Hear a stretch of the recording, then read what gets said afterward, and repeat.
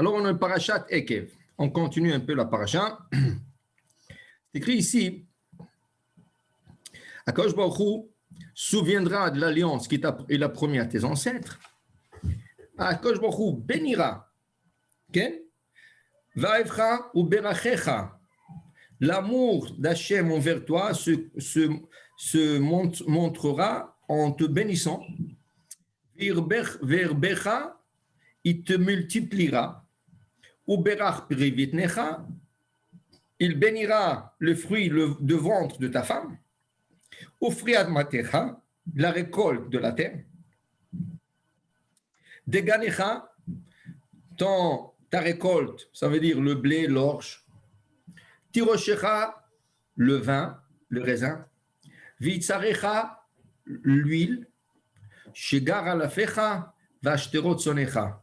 Alors il dit ici, Shegar alafecha dirashti, c'est les animaux que la vache donne naissance, enfante, et ashterot sonecha, c'est le menu bétail. Alors Shegar alafecha, le bovin, le gros bétail, les ashterot sonecha, les ovins, qui est le menu bétail. Ala Adama, sur la terre, Asher nishba la avotecha la tetlach, que Hachem a juré à tes ancêtres à te donner.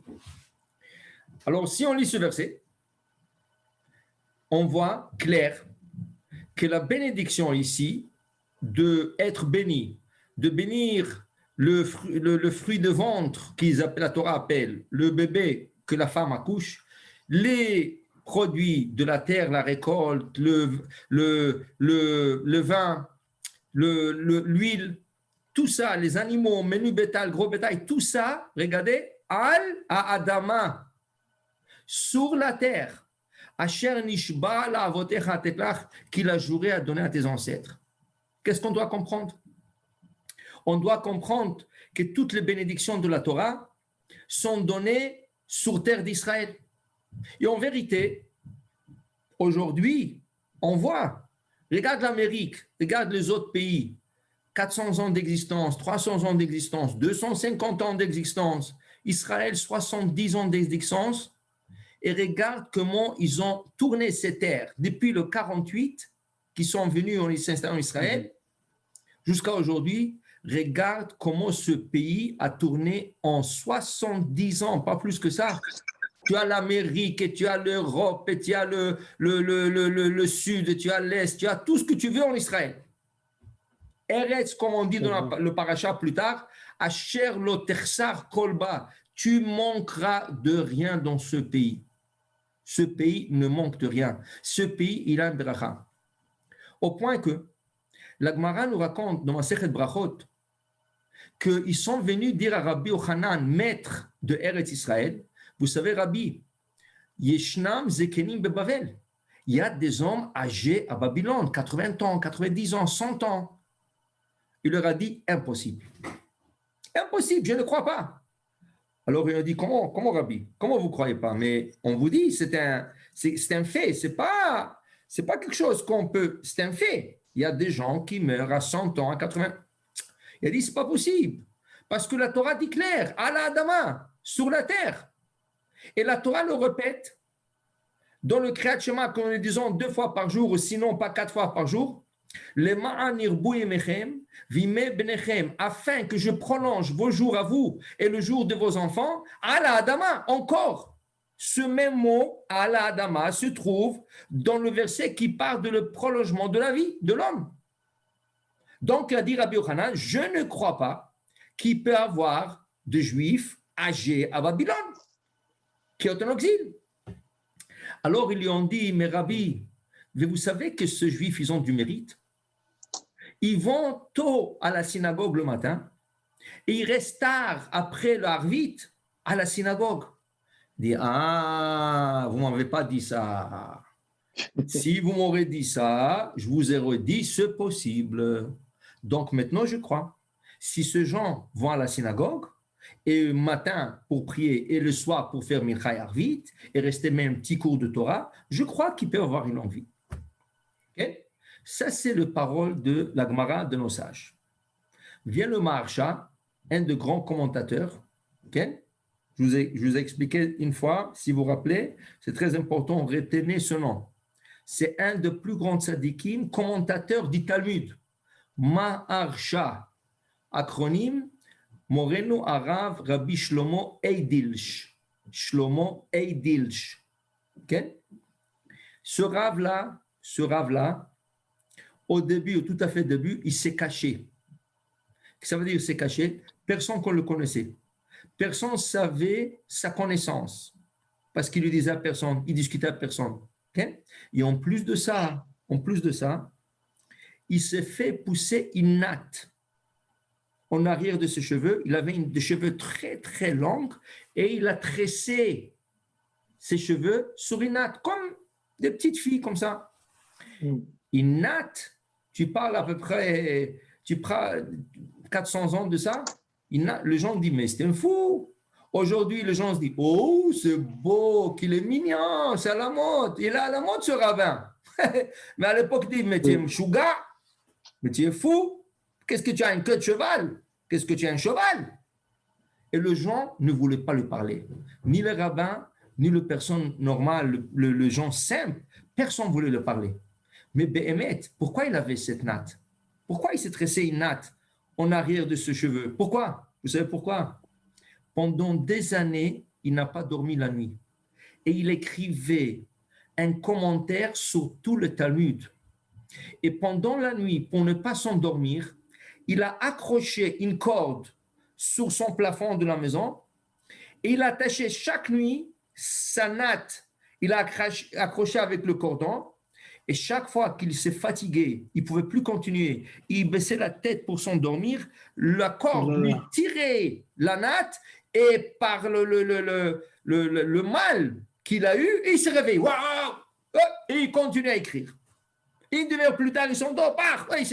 Il restait comme ça des nuits et des nuits, toute la nuit, écrire son commentaire.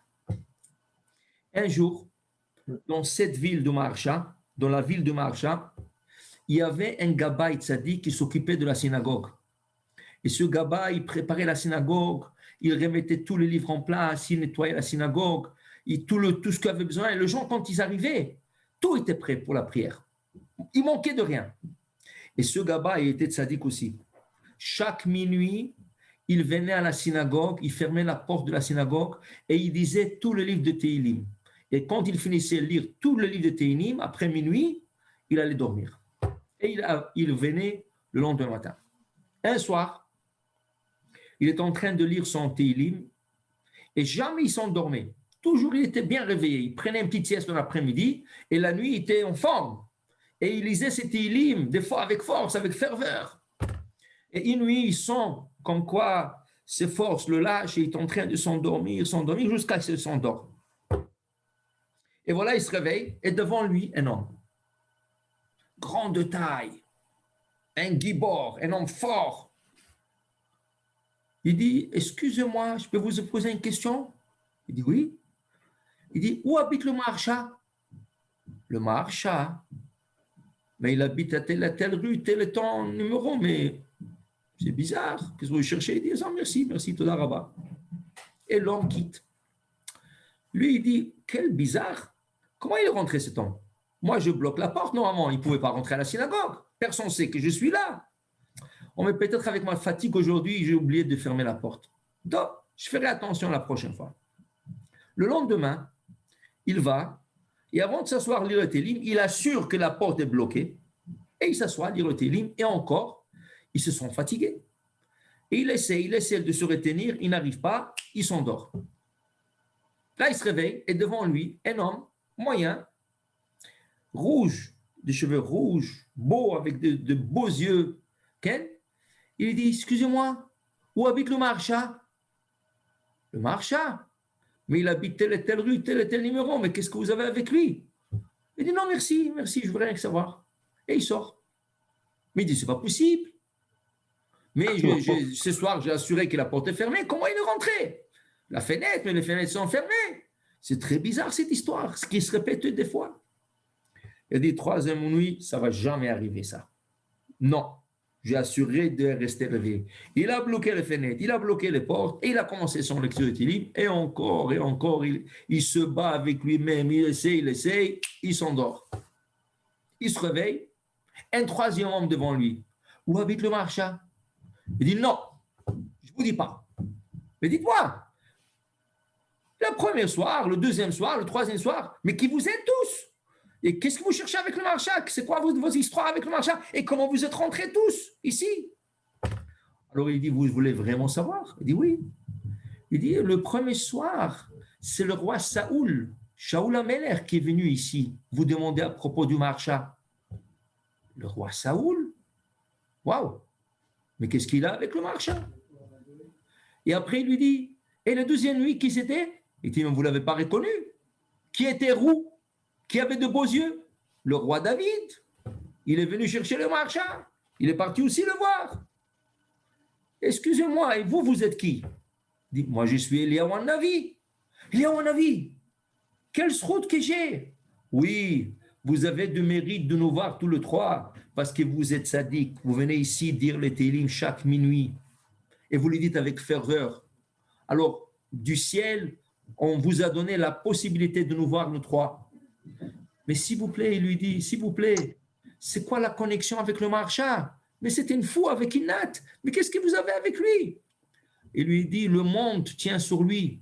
Et le monde bien va le connaître. Parce qu'il a écrit un commentaire sur tout le Talmud. Et ce commentaire est très apprécié au ciel. Ah oui, mais comment on ne le sait pas? Et la natte, il lui a expliqué l'histoire de la natte. Il lui a dit une chose, il y a en avis, mais écoutez une chose. Vous n'avez pas le droit de dévoiler qu'est-ce que vous avez vu ce soir. Il dit, ok, mais dites-moi, c'est quoi la connexion? Shaoul, David, vous, c'est quoi la connexion? Il lui dit, quand David est décédé, après le décès de Shaoul, on ne savait pas quoi faire avec Shaoul.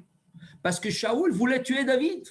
Il l'a poursuivi, il lui a mis 2 embouches, il a tout essayé pour le tuer et David se sauvait. On l'a sauvé du ciel aussi. Okay? Alors maintenant, on veut savoir quoi faire avec Shaoul. Est-ce que le punir, prendre en considération? On veut savoir quoi faire. Alors il lui dit, et qui c'est qui va décider de tout ça? Il dit oui, c'est le marshal lui-même. Du ciel, ils ont choisi le marshal comme juge. C'est lui qui va juger qu'est-ce qu'on va faire à propos de Shaoul et David. L'autre, il dit, waouh, on a un tzaddik comme ça dans la ville et tout le monde le dénigre, tout le monde l'ignore. Alors Eliyahu Hanavi dit, attention, vous le dites à personne. Qu'est-ce que vous avez entendu? Qu'est-ce que vous avez vu? Car si vous le dites, le lendemain, vous allez quitter ce monde. Tof. Eliyahu Hanavi a disparu. Et là, le lendemain, le Gaba, il dit, mais c'est pas possible. Si je ne le dis pas, les gens vont continuer à dénigrer ce tzaddik, Yesod Olam. C'est impossible. Mais c'est pas possible. Mais il savait aussi qu'il doit quitter ce monde. Il a dit, c'est mieux de quitter ce monde, mais il faut que les gens apprennent à respecter ce tzaddik. Il ne faut pas le laisser comme ça. Il est parti voir le rabbin de la ville. Il lui a raconté tout ce qui s'est passé pendant les 3 nuits. Et le rabbin s'est arraché les cheveux. Il a dit, on a un tzaddik comme ça dans la ville.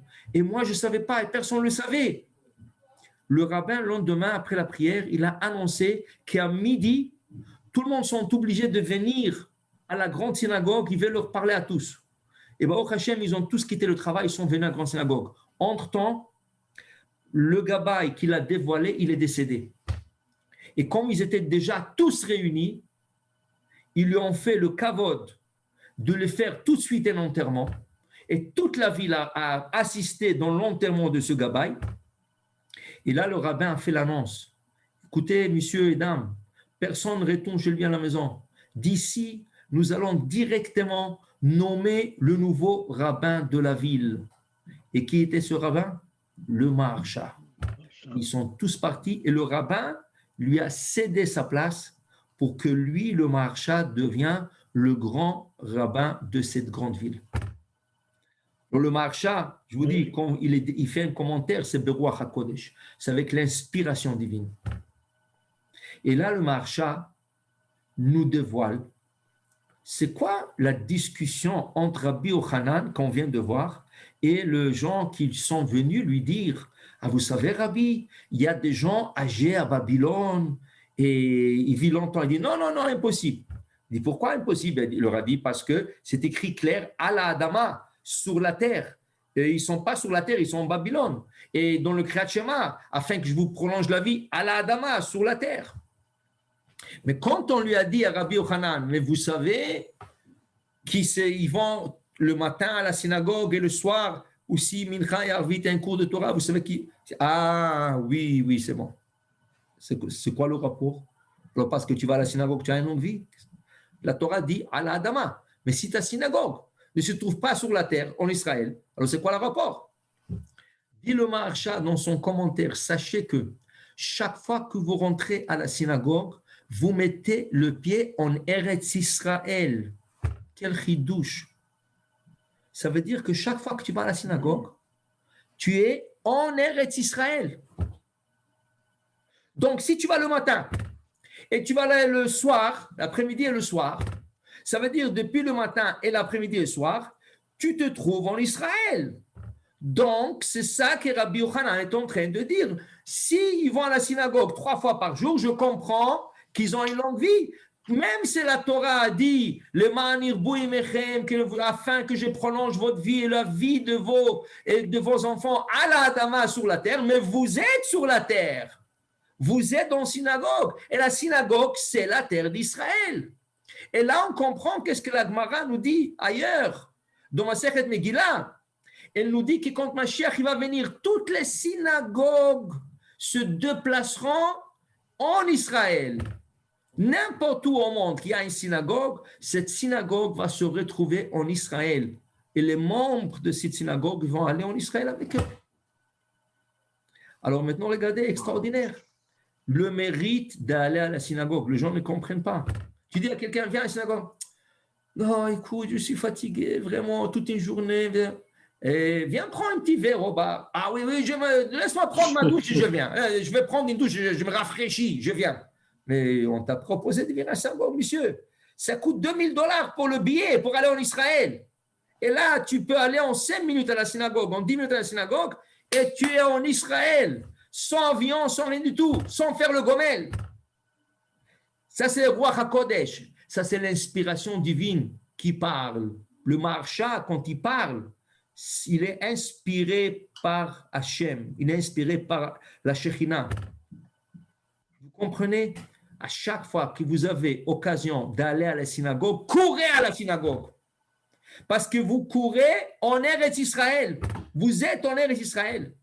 Et pas seulement ça, vous avez la promesse de la Torah. Ici, que Hachem te bénira, toi, et le fruit de ta femme, le fruit de ventre de ta femme, et le fruit de ta terre, et la récolte, et le vin, et l'huile, et les animaux, toutes les bénédictions, le prolongement de la vie, toutes les bénédictions de la terre d'Israël, tu le reçois. Tu le reçois rien qu'en allant à la synagogue. Voilà qu'est-ce que le Maharsha nous dévoile, que la bracha de la Torah, elle est proche à nous. Il ne faut pas de regretter et dire « Ah, c'est dommage, mais je ne peux pas habiter Israël, j'ai mes enfants ici, j'ai le travail ici. » Tout ça, c'est des excuses. Mais si je te dis que tu as la synagogue aussi ici, est-ce que tu y vas? C'est ça. Alors, c'est sûr, des fois, il y a des empêchements, il y a des moments que tu ne peux pas aller, mais quand vous avez la chance, courez à la synagogue. Vous gagnerez une longue vie et vous gagnerez une bénédiction directe d'Hachem. Et on continue avec la paracha. Une petite question. Oui. Dans ce qu'on vient de lire, la plupart des mots finissent par « cha », comme par exemple Admatecha, Tirdeganecha. C'est la conjugaison. Oui, c'est la conjugaison. Ah, ok, d'accord. Ça veut dire que c'est grammatical. Une signification. Ah, ok, mais si ça serait pas une signification féminin, si ça serait en féminin, ça serait peribitner, Peri admater, deganer, tirocher, itzarer. Ok. Mais comme la Torah parle toujours au propre langage qui est masculin, la Torah dit ton fruit de ventre, ta récolte, Non, ok, je le comprends. blé. Alors, c'est la conjugaison, c'est grammatical. Ok. Mais ça n'a pas une signification Exactement, non, c'est d'histoire, historique, purement ok, grammatical. grammaticale. Oui, D'accord, c'est bon, ok, merci. Razak. On continue. Ici, la Torah continue en disant, après que la Torah nous promet des bénédictions, Veisir Adonai mimecha kol choli vechol madve mitzrayim araim asher yadata lo yesimam bach untana vechol sonecha. Hachem enlèvera toutes les maladies ou tous les malheurs qui ont frappé les Égyptiens, Araïm, le mauvais malheur qui vont frapper les Égyptiens, Asher Yadata, que toi tu connais. Tu les as vus, Dam, Tzfardea, Arov, Kinim, tu as vu tout ce qui s'est passé avec les Égyptiens. Et regardez, quand le sang, quand le Nil, l'eau de Nil est tournée en sang, ils n'avaient pas quoi boire 7 jours. Ils n'avaient pas de l'eau à boire. Imaginez-vous les maladies. La gorge séchée, ils ne pouvaient pas parler, ils sont déshydratés, ils s'évanouissent. Okay? Toutes les maladies qui accompagnent ça, les grenouilles, le bruit que ça fait. Okay? Les gens étaient nerveux, ils ne pouvaient plus entendre le bruit, alors ils étaient très nerveux, ils ne pouvaient pas dormir. Alors ils n'avaient pas le sommeil de la nuit, alors ils étaient nerveux. Il y avait tellement de conséquences de diplôme qu'ils avaient, c'était des maladies qui ont frappé les Égyptiens. Et la Torah te dit, toutes ces maladies ne te toucheront pas, n'arriveront pas, car Hachem les enlèvera de toi. Asher Yadata, et toi tu connais tout ça. Lo yesimam bach, il ne mettrait pas en toi. Untanam bechol son echa, et il le mettra sur tes ennemis. Okay? Ve'achalta et kol ha'amim, et tu mangeras tout le peuple, c'est une forme d'expression, ça veut dire tu conquiras tout le peuple, Asher, Hashem, Elokecha, notenlar, qu'Hachem te donne, Lotachosenecha alehem, il ne faut pas avoir pitié sur eux, car ils n'auront pas pitié sur toi. Velotavod et Elohem, tu ne serviras pas leur Dieu, leurs idoles. Kimokeshulach, ça va être une pierre, une trébuche pour toi. Kitomar bilvavecha, et si tu penses dans ton cœur, Rabim, Agoim, Aelem, Imeni, ils sont plus nombreux que nous, ce Goïm. Comment je peux les déshériter de cette terre d'Israël et reprendre ma place en Israël, la terre d'Abraham, promise à Abraham. Lo tira mehem, tu n'auras pas peur de Zachor Tiskor, rappelle-toi, et ta chère Asa Hashem Elokecha le Paro, seulement à se rappeler, ils ne peuvent pas être plus forts que le pharaon, l'empire égyptien. C'était l'empire le plus fort au monde à cette époque. Ulchol Misraim, et tout ce qu'Hachem a fait aux Égyptiens, Amasot Agedolot, les grands miracles, Asheraou Enecha, Ve'aotot, Ve'amoftim, les prodiges et les signes, Vayad Chazaka, et la main forte, Ve'azroa Netouya, et le bras tendu, Asherotziacha, Hachem Elokecha, comme Hachem t'a fait sortir, Kenya, c'est Hachem Elokecha lechol ha'amim, c'est pas un problème pour Hachem s'occuper de toutes les nations qui cherchent ton mal, qui cherchent à t'écraser. Asher ata yerem epnehem, ceux qui tu as peur d'eux, tu n'as pas à craindre. Vegam et atzir'a yeshalach Hachem Elohecha bam. Hachem, il a un petit insecte. Que même ceux qui vont rester cachés de toi, ils vont se cacher de peur de toi, même eux, ils vont s'éliminer. Tsira, dit Rashi, qu'est-ce que c'est Tsira, dit Rashi? La Gemara de Sota, la page 36a, nous enseigne que la Tsira, c'est Mincher et Tsarov, c'était un insecte, Shaita Zoreket Baem Mara, qui jetait du venin sur les ennemis, et qui les a aveuglés. Okay? À toute place qui s'est caché. Okay? Comment ils appellent ça, le virus de Nil? Le petit virus du Nil. Ça, oui. C'est un petit moustique qui te pique. et il te transmet un virus. Mais ici, les mystiques, cette mystique qu'Hachem a envoyée, c'est même pas approché d'eux. Cette mystique jetait à état zoreket baem. Il leur jetait de loin son venin et il leur a aveuglé. Et où ils le jetaient? Ils jetaient dans toutes les places où ils étaient cachés. Là où ils étaient cachés, il leur a jeté, cette mystique, il leur a jeté de son venin et il les a aveuglés jusqu'à qu'ils ont disparu. Donc, Hachem a des messagers à faire ton travail. N'aie pas peur de la grandeur, de la force, du nombre, de tout ce que tu vois, ce n'est rien du tout. Hachem, il peut avoir une petite mystique. Ça rappelle l'histoire que la Gemara nous raconte dans Masechet Gittin. La Gemara nous raconte quand Titus, le Romain, il est venu pour détruire le Beth Amikdash. Quand il est rentré déjà à l'intérieur, il avait peur. Parce qu'il a entendu la traversée de la mer Rouge, le 10 miracles, et tout. Il a tout entendu, il savait. Il savait qu'Hachem, il est très fort. Il savait. Il avait peur. Donc, il est rentré au Beth Amikdash. Mais il a fait attention quand il était devant le rideau qui sépare entre le Kodesh, la partie sacrée, et Kodesh HaKodashim, le sacré du sacré, et que dans le sacré du sacré, il y avait l'arche sainte avec le chérubin, avec les 10 commandements, les tables de la loi. Ça, il avait peur. Il n'a pas franchi cette ligne. Il avait peur. Il a dit, c'est quoi? Je vais lui faire la guerre. Qu'est-ce qu'il fait? Il prend son épée et il perce le rideau qui est en tissu. Il perce le rideau et Hachem dit, je vais m'amuser avec lui. Qu'est-ce qu'Hachem fait? Hachem fait un miracle. Du coup, la parochette, elle commence à couler du sang. Comme si Chaz v'Shalom, il avait poignardé quelque chose ou quelqu'un. Quand lui, il voit ça, il est stupéfié. Il dit, waouh! Alors j'ai tué leur Dieu. Alors il dit, waouh, maintenant je n'ai pas peur. Il enlève le rideau, il prend tout ce qu'il y a à prendre et il est fier de lui et il retourne en bateau à Rome. En pleine mer, Hachem fait une tempête, il veut le noyer. Qu'est-ce qu'il fait lui? Il s'adresse au ciel, il dit, mais vous, Dieu d'Israël, votre force est sur l'eau. Maintenant, j'ai compris. Vous êtes fort sur l'eau parce que vous avez noyé les Égyptiens dans l'eau. C'est pour ça que vous avez attendu que je rentre dans la mer.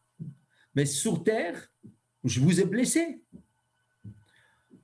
Alors Hachem, il dit, OK, on va s'amuser de davantage. Hachem arrête la tempête sur place. La tempête s'arrête. Et il lui laisse de descendre sur terre à Rome. Dès qu'il descend de son bateau, qu'est-ce qui arrive?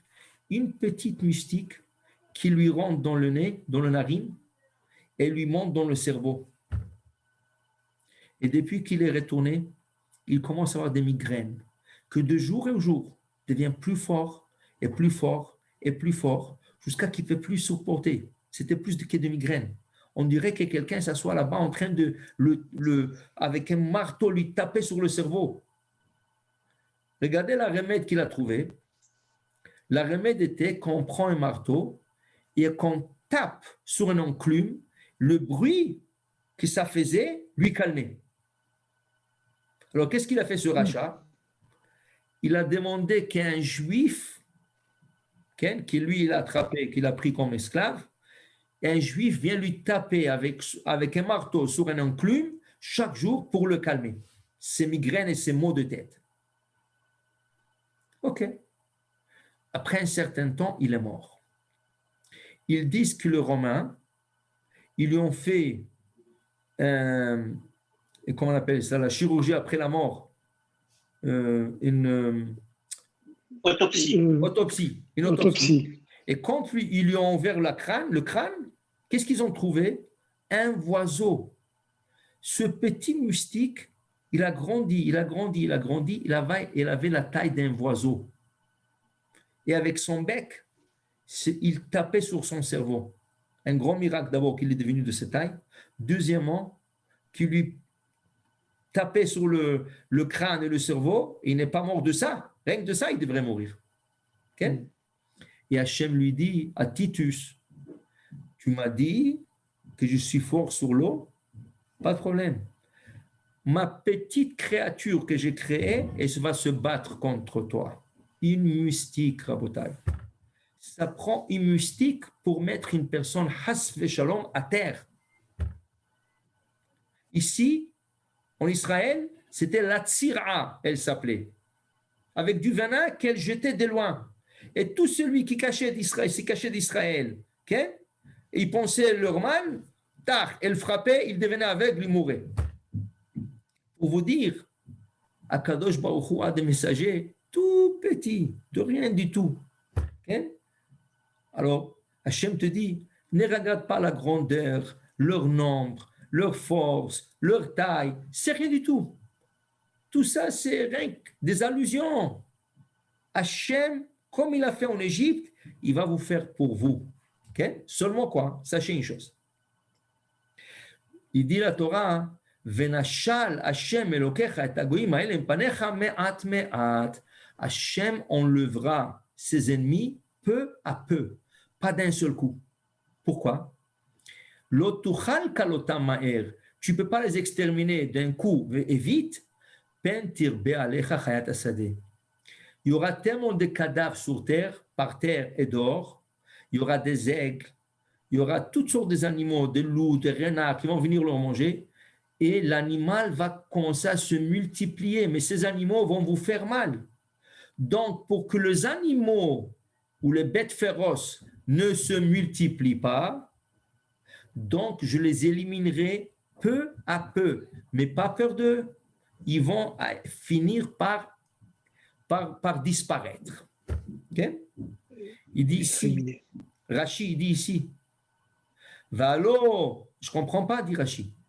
Valo, mais, si on fait la volonté d'Hachem, on n'a pas peur des animaux. Alors, qui se multiplient les animaux. Mais si on fait la volonté d'Hachem, tu peux te mettre un juif dans une fosse de lion, le lion ne va pas le montrer, ne va pas le manger, alors que les animaux se multiplient. Non, dit Rashi, et là, Galoui aya lefanav shatidim lachto. Hachem savait déjà que malheureusement, ils vont frotter et les animaux leur feront du mal. Donc Hachem n'a pas voulu exterminer les ennemis de suite, il les a éliminés peu à peu pour qu'on puisse s'installer en Israël. Ok? Il dit ici,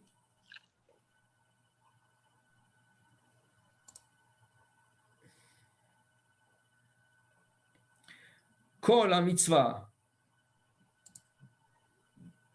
Kol ha-mitzvah, Asher anochi metzavecha hayom tishmirun la'asot. Faites attention. La mitzvah que je vous ai donnée, observez-la. Les ma'antichyun, afin que vous viviez. L'urvitem, et vous multiplierez. Ou batem virishtem et haaretz, si vous allez venir hériter la terre d'Israël, Asher nishba Adonai lavotechem, comme Hachem a promis à vos ancêtres. Kol ha-mitzvah, moi c'est Kol ha-mitzvah, dit Rashi, kepshuto. On parle de 613, tous les mitzvot. Faites attention à tous les mitzvot que je vous donne, afin que vous aurez ces bénédictions que je vous promets. Ça, c'est Rashi dit kipshuto. Ça, c'est le sens simple du verset Mia et Midrash. Et le Midrash, il dit, Midrash Agada, imitchalta be mitzvah. Si tu as commencé à pratiquer une mitzvah, gemorota, attention pour la finir.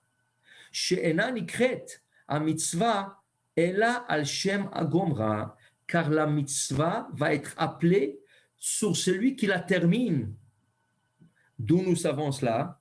Chez Nehemar, car il est dit, Vet atzmot Yosef, et les ossements de Yosef, Asher et Elou, Bene Israël, Misraïm, que le juif, Am Israël, ont fait monter d'Égypte, Kavrou Bichrem, ils ont enterré à Shechem, la ville de Shechem.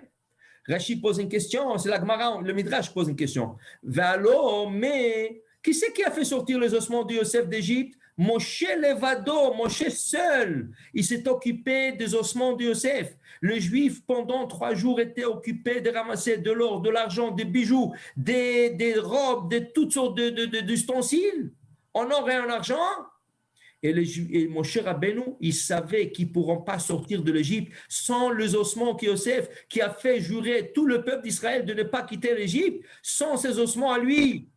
Donc, pourquoi la Torah dit que les ossements de Yosef qui ont fait sortir les Hébreux et ont enterré à Shechem, ce n'est pas les Hébreux, ce n'est pas les Juifs, c'est Moshe Rabbeinu.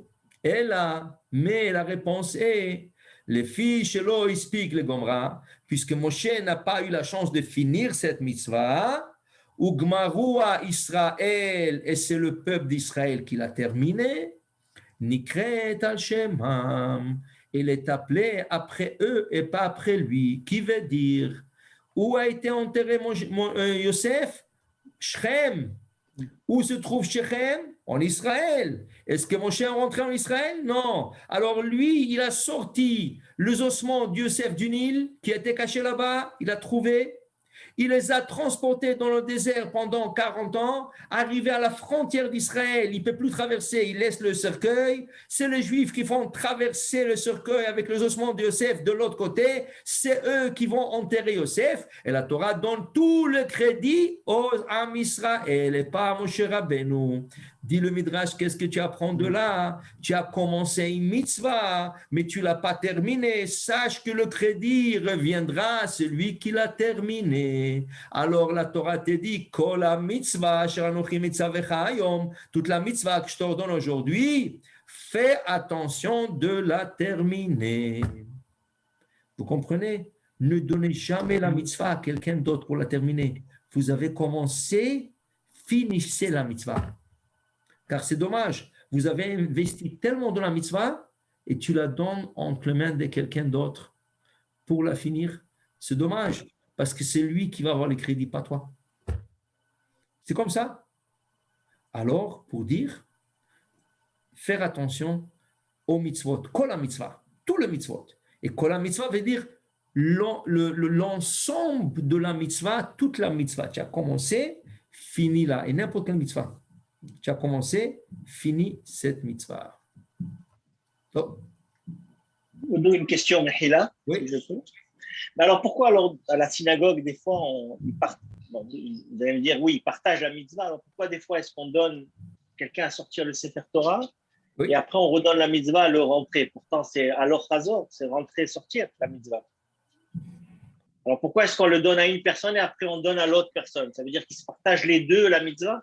Oui, ça c'est, tu as raison, c'est bien, okay? On dit Amatril ba mitzvah, Omrim logmo, c'est bien, okay? C'est ça. Mais des fois, des mitzvot comme, spécifiquement, comme celle que tu viens mentionner, ce n'est pas exactement de la même catégorie.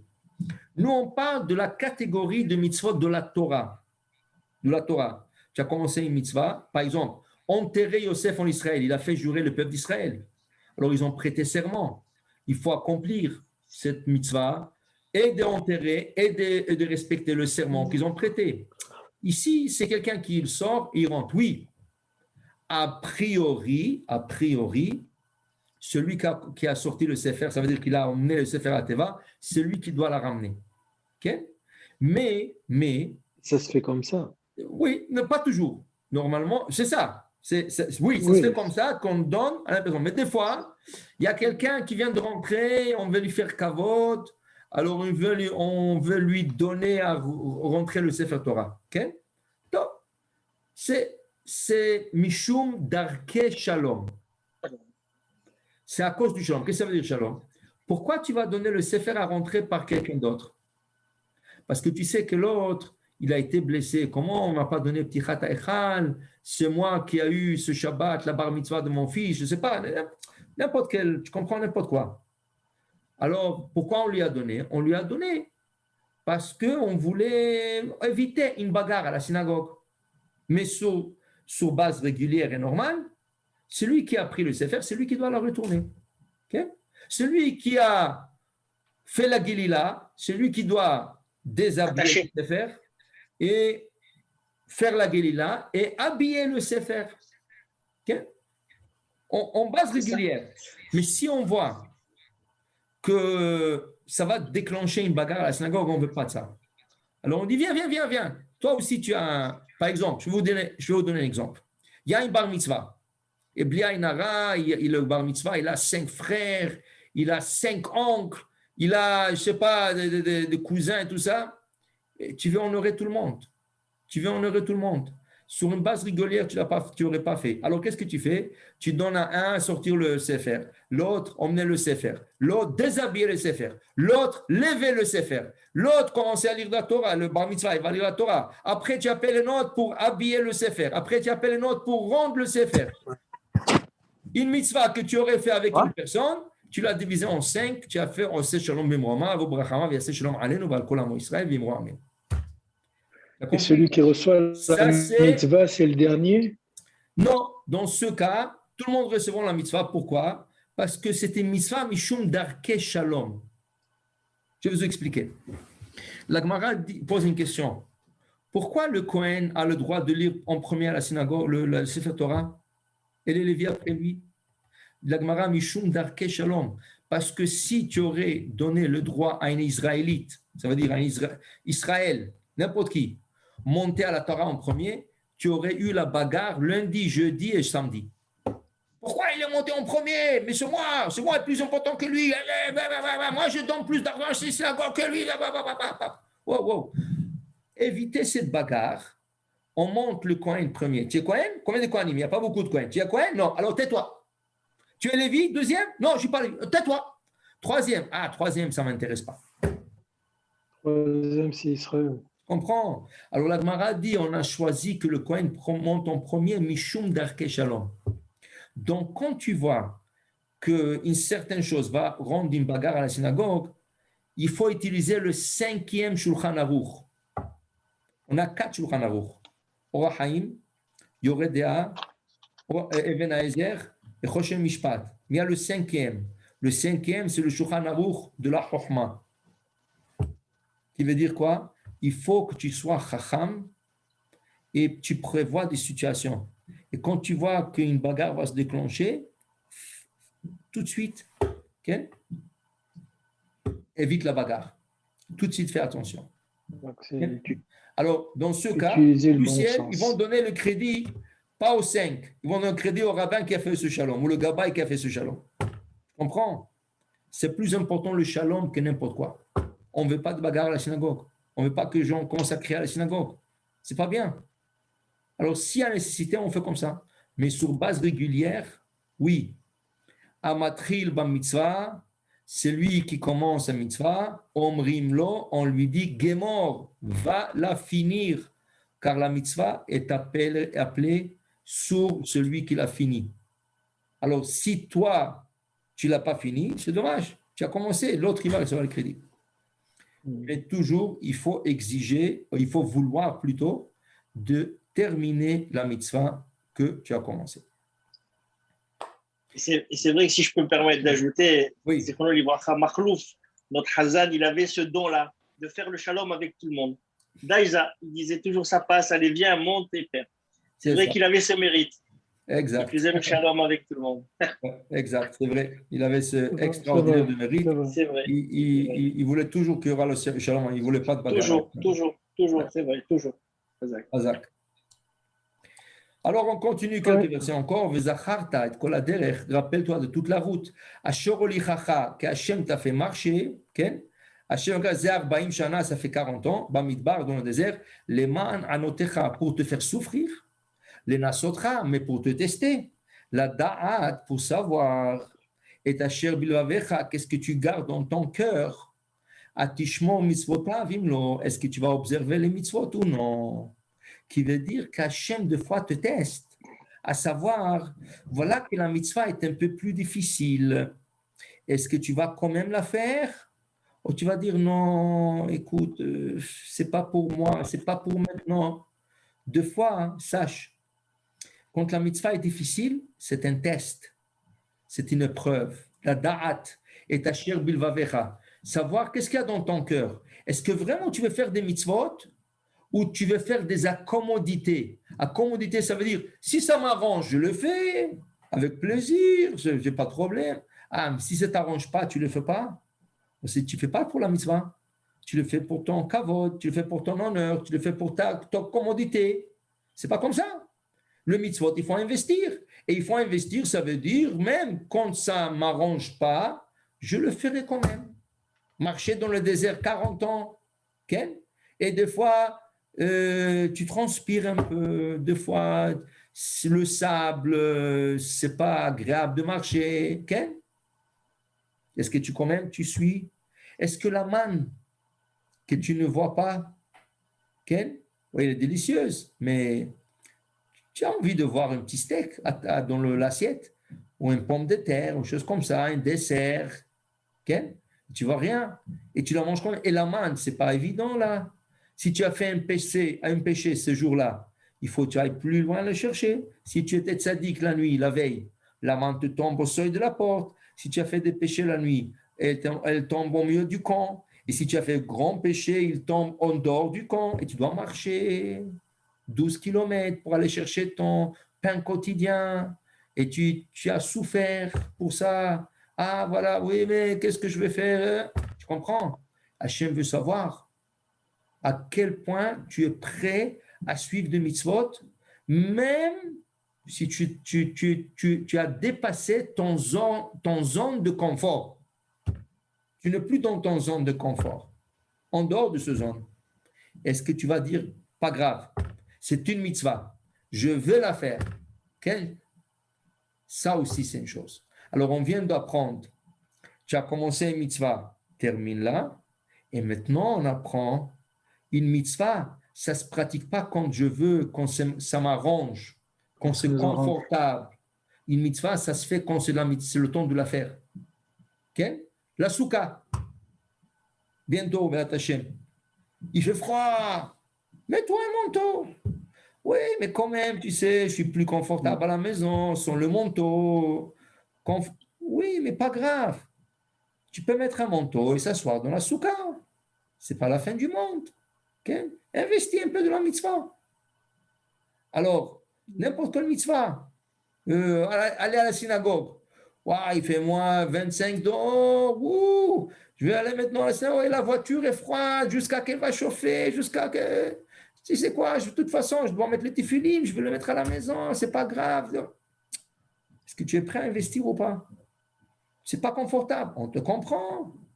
Mais est-ce que tu es prêt à sortir de ton zone de confort, les mains en Hachem, en nom d'Hachem? Hachem est en train de te mettre une épreuve. Surmonte l'épreuve, montre-lui que tu l'aimes. Okay? Imagine-toi ta femme, au milieu de la nuit, te dit, hey, j'ai envie d'une crème glacée. Elle est enceinte. Waouh, je vais la trouver une crème glacée à 1h du matin. Quel restaurant est ouvert? Pas grave. Fais le tour de la ville. Tu vas le faire pour ta femme. Alors fais-le pour Hachem, à plus forte raison. Kalva Homer. Pour vous dire à Botaï, il faut investir dans le mitzvot. On commence, on termine, et on le fait. Et Hachem ou Berachecha, il a une bénédiction à te donner. Ou Berach Brit Mitnecha. Il va bénir ta femme, il va bénir ta récolte, il va bénir ta parnassa, tes animaux, tout ce qu'il faut, la bénédiction. Et aller à la synagogue le plus possible, car en étant dans la synagogue, c'est être en Eretz HaKodesh, Eretz Israël. Baruch Adonai le'olam, Amen ve'amen.